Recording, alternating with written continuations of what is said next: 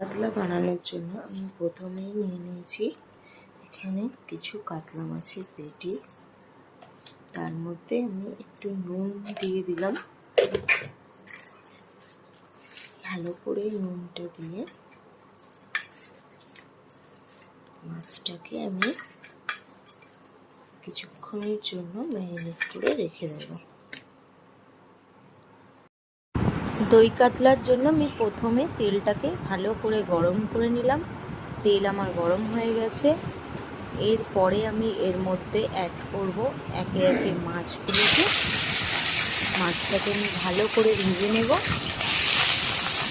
মাছগুলো আমার একটা একটা করে ভাজা হচ্ছে। মাছটাকে খুব একটা বেশি লাল করার দরকার নেই। এদিকে আমি রেডি করে নিলাম একটু পেঁয়াজ।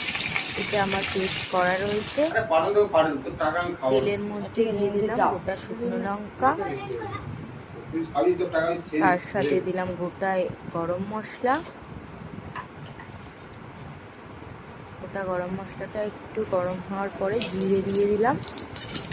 জিরেটাকে অ্যাড করে নিয়ে একটু নেড়ে চেড়ে নেব, যাতে একটু লাল হওয়ার পরেই আমি এতে অ্যাড করে দেব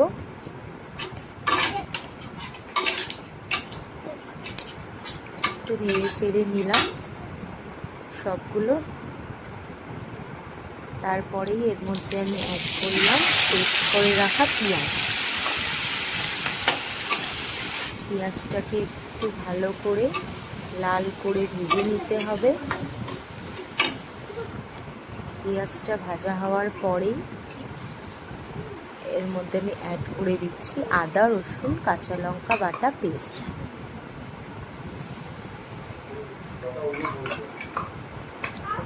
কাকে পেস্ট?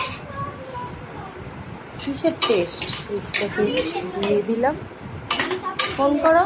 দিয়ে আমি ভালো করে একটু নাড়াচাড়া করে নেব যতক্ষণ না। একটু নুন অ্যাড করে দিচ্ছি।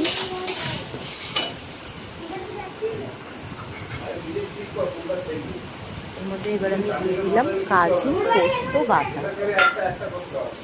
কাজু পোস্তটা দিয়ে একটু ভালো করে নাড়াচাড়া করে নিলাম।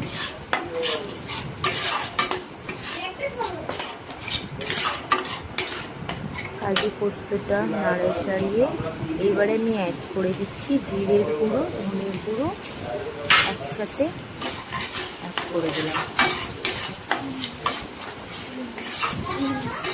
জিরের গুঁড়ো ধনের গুঁড়োটা অ্যাড করে দিয়েও আমি একটু ভালো করে নেড়ে নিলাম। তার মধ্যে এবারে আমি ফেটানো টক দইটাকে অ্যাড করে দিচ্ছি।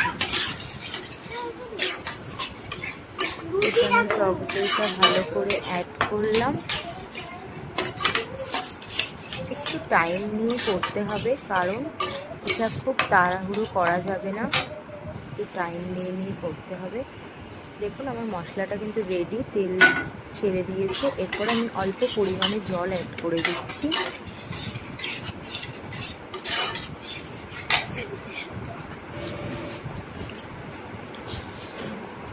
এইবারে এর মধ্যে আমি অ্যাড করে দেব একটু পরিমাণে চিনি, আর অ্যাড করে দিলাম একটু ঘি। এবারে আমি এর মধ্যে অ্যাড করে দেব ঘিটাকে অ্যাড করে দিলাম। দিয়ে আবারও একটু আমি কষিয়ে নিচ্ছি। কষিয়ে নিয়ে জলটাকে অ্যাড করে দিলাম। জলটা ফোটা পর্যন্ত একটু ওয়েট করব। জলটা আমার দেখো ফুটে গেছে। আমার গ্রেভিটা কিন্তু রেডি হয়ে গেছে। এরপরে আমি একে একে এর মধ্যে মাছগুলোকে অ্যাড করে দেব।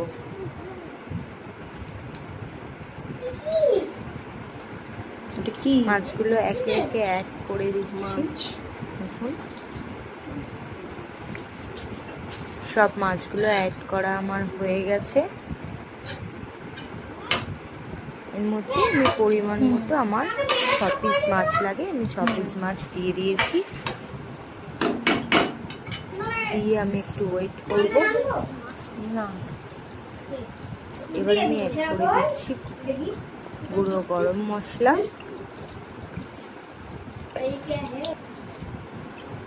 এরপরে আমার পুরো মাছটা রেডি করা হয়ে গেছে। এইবারে আমি জাস্ট নামিয়ে নিচ্ছি মাছটা। যেহেতু মাছটা আমার ভাজাটা একটু কম করে ভেজে নিতে হবে, তাই আমি একে একে মাছগুলোকে নামিয়ে নিচ্ছি যাতে ভেঙে না যায়।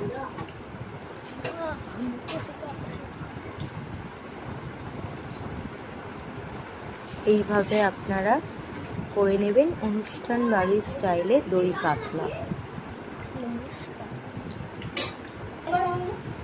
আর রেডি আমার রান্না। যদি ভালো লাগে লাইক কমেন্ট